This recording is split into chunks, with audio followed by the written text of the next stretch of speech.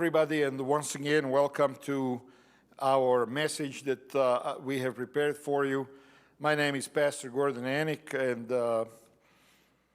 I probably shouldn't even say that because it's probably right there on the bottom of your screen.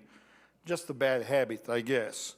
But we are coming to you from the Arvada Seventh-day Adventist Church. And I like to say that up front, who I am and which church do I pastor, so that you know what you're getting right from the get-go, and you're not like wondering who is this guy and what church does he represent and so on.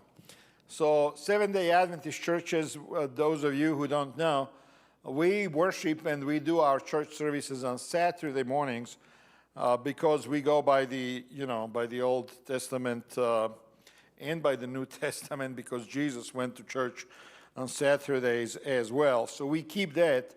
Other than that, our services are very similar to your typical Baptist or Lutheran or any one of those Protestant denominations.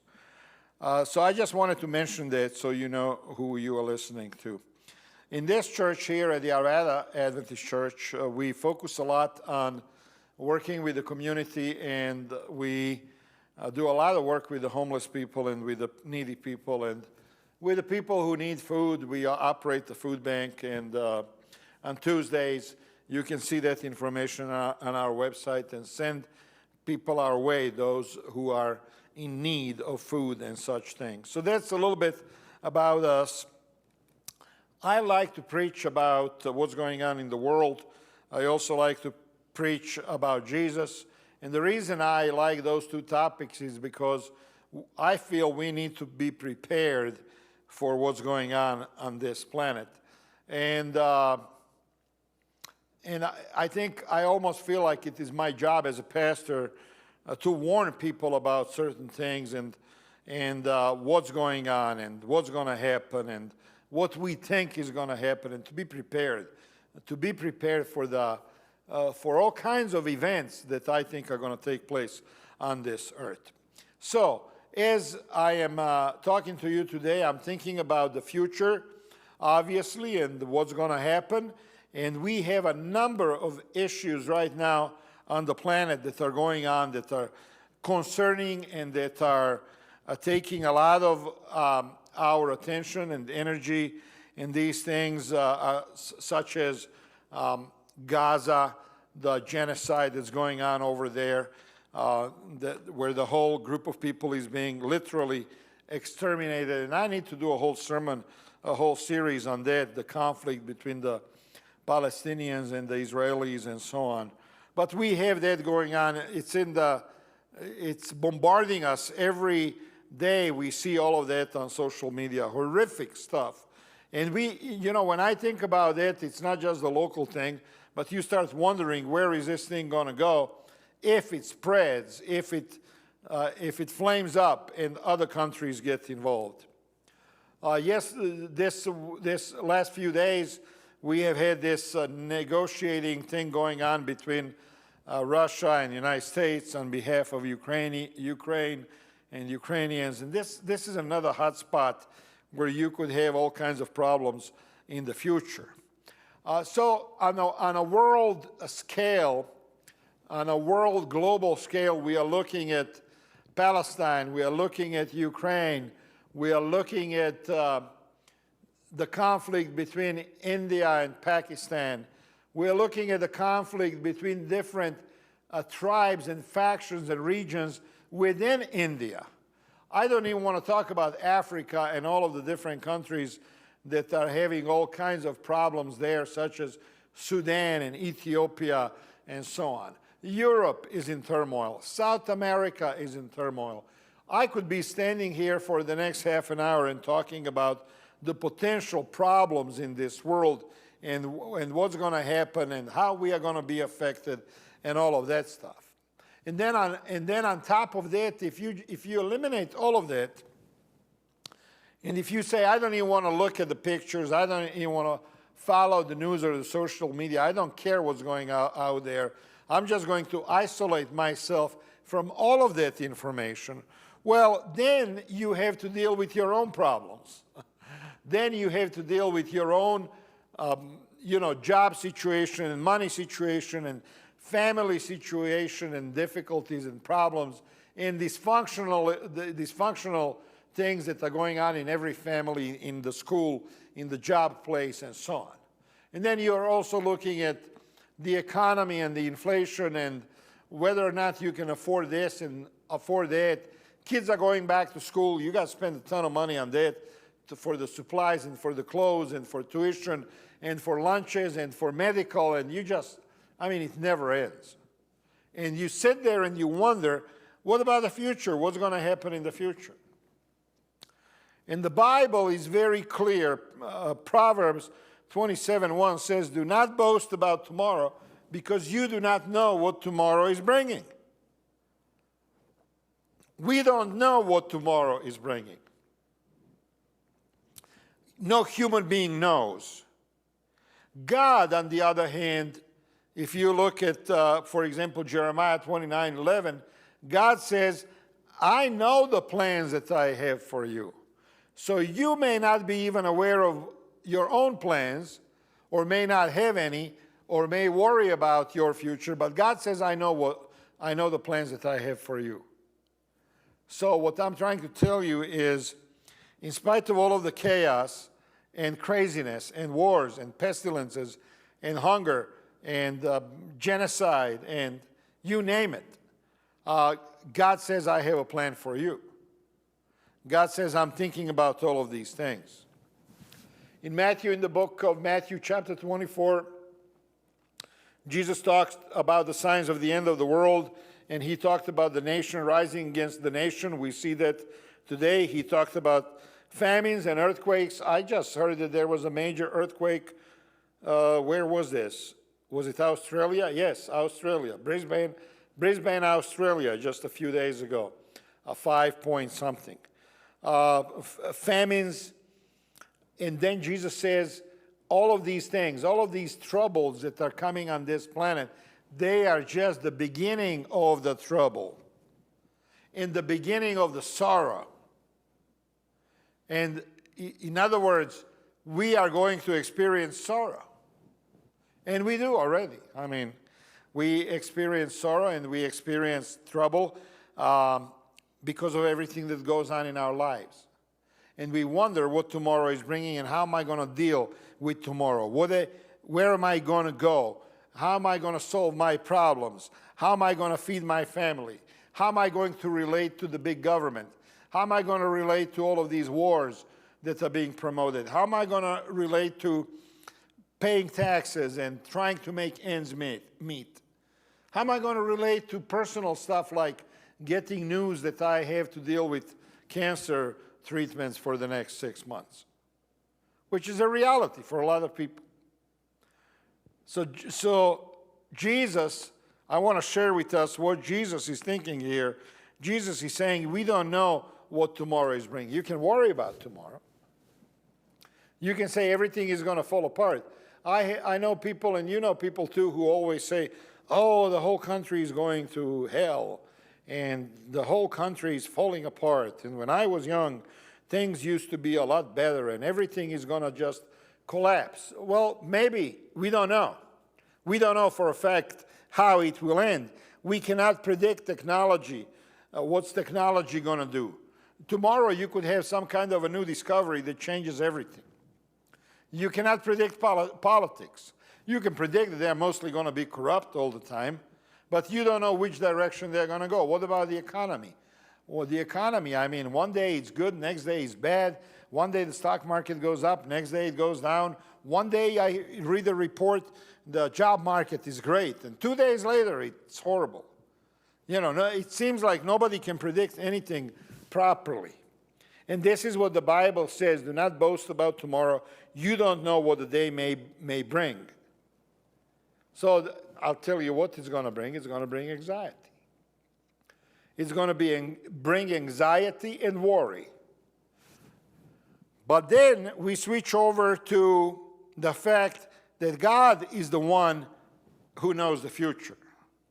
God declares the end from the beginning. Nothing takes him by surprise. He is in charge of history. He is in charge of the politicians. He is in charge of everything that's happening on this earth. In Isaiah chapter 46, it says, "Remember the former things of old, for I am God and there is no other. I am God and there is none like me, declaring the end from the beginning, and from ancient times things that are not yet done, saying, my counsel shall stand, and I will do my pleasure." So in the middle of all of this chaos and uncertainty, the only thing that I can hold on to is God. He knows the future. He knows my future.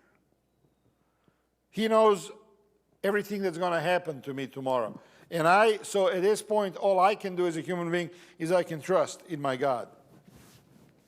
I can trust. I know one thing. I'll tell you, I know one thing. I know that I know about Jesus. I know that Jesus came, and according to the Bible, he cared and he loved us. And Jesus tells me not to worry about tomorrow. He says, don't worry about tomorrow. You don't know what tomorrow is going to bring. He says, God takes care of everything. God takes care of the flowers and the birds. And you know what? We may have trouble. We may have sickness. We may have death. But God is planning for something better that's so much better than what we have on this earth. So what do I do? What do I do? If I'm not going to worry about tomorrow, then what is my role? If I'm not going to, some people say, I need to prepare for tomorrow. I read all the time in the news and in the stories about these rich people who are building bunkers in Hawaii and in the mountains, and they are preparing for the day when the whole planet is going to be flooded and everybody is going to die, but all of these rich people, they're going to be okay because they are preparing. And then an average person like you and I can say, well, I need to prepare for tomorrow. What am I going to do? How am I going to survive? What if things go this way or that way? Where am I going to be? And you know what the best preparation for tomorrow is? Just living with Jesus today. I can't, the only thing I can control in my life right now is today. You can worry, you can prepare, you can say, oh, all of these things, they are best practices and I need to follow them. But the number one thing that I want to say to you today is the best preparation for tomorrow is faithfully living today. Faithfully meaning you trust God. You trust that God is going to take care of you. You trust that God is going to be there for you. I mean, when Lazarus died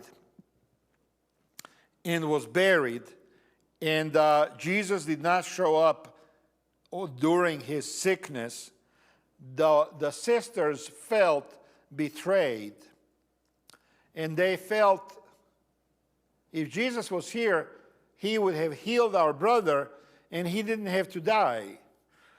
And oftentimes we want Jesus to immediately solve our problem that we are dealing with right now. But you know what? Jesus did not go there on purpose because he wanted Lazarus to die. So that when he went there and he resurrected him back to life, it would be a lesson, it would be a sign for generations up to this day. It would be a lesson to us that God is in control. You know what? Yes, God can prevent cancer from spreading in your body. And God can even raise the dead person. And God has the power to change your fortunes. And oftentimes, he does not act in this way. Because his plan is for our life to serve Jesus and to have faith, not because we are expecting some kind of major reward on this earth, but simply because we love God. And we love the fact that he died for us. And we trust him. He wants us to serve him because he wants us to have he wants that relationship to motivate us. Not the reward, not the blessings, not the things that he's going to give us. And I think a lot of people have this wrong about their Christianity. They are Christian and they follow Jesus and they follow God because they are always wanting some kind of a benefit from that relationship. And God simply wants service because He's planning in the end the eternal life, better life, the earth without sickness and disease and wars and neocons and warmongers and crooked politicians. God is going to get rid of all of that. But at this point, He wants us to focus on serving Him and on following Jesus all the way, 100%, without thinking about some kind of a benefit for us. Jesus says sufficient for the day is its own trouble. In other words, we have so many problems this day, we shouldn't worry about tomorrow. So, the hope of the ultimate future. The ultimate future is described in Revelation chapter 21, where He talks about the New Jerusalem, where He talks about the end of death and sickness, talks about everything new, no more crying. I'm looking at Gaza, all of these kids being burned to death, and families crying and being separated. And I'm looking at the war in Ukraine, and I'm looking at Sudan, where people are starving to death. And I'm looking at these crazy people who want more and more wars. And I'm wondering, when is all of this going to end? When is all of this crying going to stop? All of this violence, all of this hate, all of this misery that we are causing to each other. When is it going to stop? And it seems like on this earth, the answer is never. Because what do we hear? What do we see? We see politicians in nice suits and tie and gentlemanly looking persons, civilized, going in front of the camera and promoting a war in some foreign country, and promoting a genocide, and promoting murder, and talking eloquently about the most vile and violent things that they can talk about. It has become normal to promote violence and hate. And you hear it from both men and women. I'm surprised that women, mothers, who go on TV and talk about it's okay to kill the whole group of people. It's okay. Why? Because they have demonized them so bad that now we are treating people who are human beings like us as animals, as vermin that needs to be exterminated. This is what this world is all about. It's not just about Israel and Palestine, it's about all of us. Every human being is capable of hate. Every human being is capable of causing misery to another human being. Wives, husbands, capable of cheating on each other. Capable of taking each other to court. Maybe they were married for 30 years and they have children and grandchildren together and they take each other to court. Children rising against their parents, not willing to take care of their parents in the old age. Parents being abusive to their children. We have evil people out there who abuse their own kids. The evil in this world is pervasive, and it is in all of us. It is in every human being is capable of doing evil things. And I don't think that I'm standing here all self-righteous and talking about these people or those people. No. I believe that every one of us, myself included, is capable of doing horrible and horrific things. And I believe that only by the grace of God we can control ourselves from not doing evil things. So, I talk a lot about today the external stuff that goes on in Gaza and Ukraine and India and wherever else. But what about your own house? What about your own life? And a lot of times I say when I preach these sermons, I'm not preaching this to people who are good. I mean, I want you to hear this. If you're a good person, just turn it off. Don't listen. I want the bad people to hear this. Those who know they are bad. Those who have murder in their heart, violence in their heart, hate in their heart, full of anger. If you feel so angry that you could go out there and bash somebody's brains, and you are the person, I want you to hear this. If you have so much violence in your life that you're expressing that everywhere you go. I was at a restaurant with a buddy of mine who is actually sitting right here on the camera, and as we were walking into this place, there was a guy and a woman that walked out to their car, and all this guy did was cuss and cuss and cuss about different politicians, and he used every foul language that he could. And he's walking into a public place where there are people with kids and so on. Just so much anger and hate. Now, if you're one of those people, if you're one of those people that do bad things to others, then you're the one that needs Jesus. You are the one that needs to stop and say, the problem I have here is that Satan got a hold of me so hard and so bad, I can't even control myself anymore.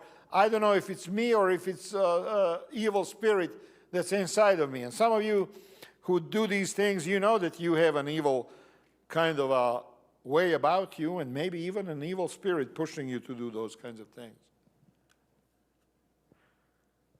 Cheating, anger, violence, deceit, jealousy, lack of mercy, lack of compassion, all comes from Satan. And when that happens in our life, I mean, this is the reason I'm talking about this and preaching this, is because it's about self-examination.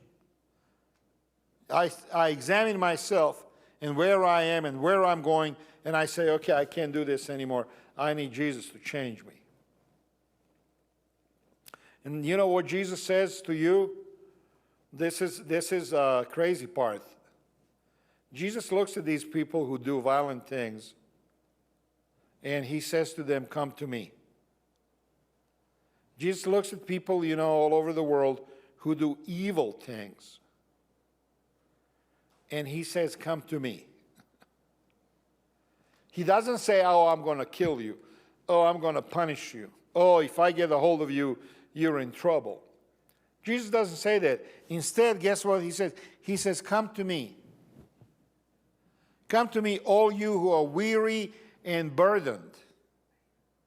When Jesus healed a person who was possessed by demons, he said this person was burdened by demonic powers.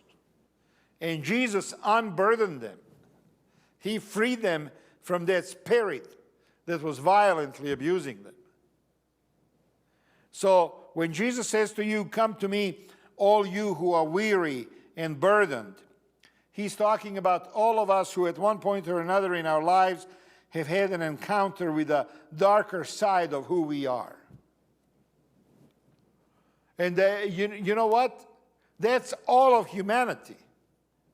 But a lot of people don't want to recognize that. A lot of people want to say, oh, I'm a good guy. I'm a good guy. I'm not one of those. I'm a good guy. Everybody, every one of us human beings is susceptible to being evil.